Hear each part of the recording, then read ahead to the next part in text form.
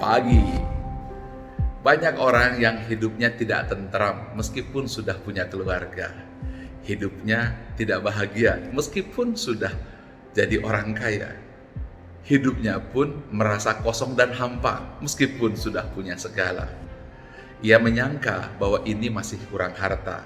Ia menyangka ini karena masalah orang yang dicinta. Ia menyangka ini adalah sesuatu yang harus didapatkan segera. Ia tidak tahu bahwa sesungguhnya masalah ini bukan masalah di luar, tapi masalah di dalam. Semakin lama ini terjadi dan tidak perlu di-manage, akibatnya depresi, terbawa narkotika, kemudian hidup menjadi serba merasa resah dan sedih, tapi tidak tahu apa solusinya. Oleh karena itu, izinkan saya menyampaikan sebuah ilmu yang sederhana, yaitu dua saja, yaitu GKF, Y. GKF adalah gerak kata fokus. Banyak orang tidak tahu bahwa sesungguhnya untuk menata emosi kita bukan dengan otak kita, bukan dengan hati kita, tapi menatanya justru dengan gerak badan kita. Ketika kita merundukkan bahu, menegakkan badan, maka pada saat itu berubah pula perasaan dan jiwa. Kemudian yang kedua adalah kata-kata yang diucapkan. Kata-kata positif, saya semangat, saya bisa, itu sangat menentukan keadaan mental kita. Hindari kata-kata negatif, saya sakit, saya sedih, karena itu akan semakin membangun depresi dalam jiwa kita. Kemudian yang ketiga adalah fokus. Anda harus fokus dengan mata lebah.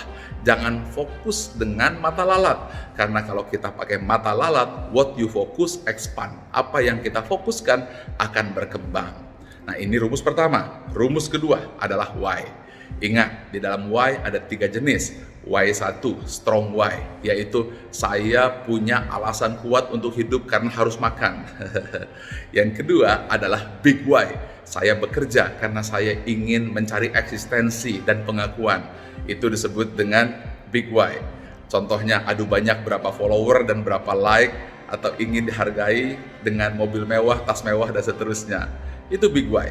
Tetapi ada why yang ketiga yang disebut dengan grand why. Ketika why pertama hilang, Anda kehilangan harta pangkat jabatan. Why kedua hilang, Anda kehilangan orang yang dicintai, akhirnya menjadi mantan. Tetapi why yang ketiga tetap abadi sepanjang masa. Karena why yang ketiga adalah untuk apa hidup, di mana hidup, dan mau kemana hidup. Ketika why yang ketiga, grand why, digabungkan menjadi GKF dan di tengahnya ada grand why, maka Anda akan berada pada posisi high energy.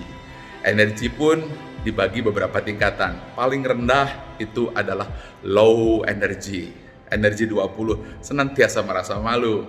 Tetapi energi yang tertinggi adalah energi high energy. High positive energy ketika hati dan pikiran dicerahkan.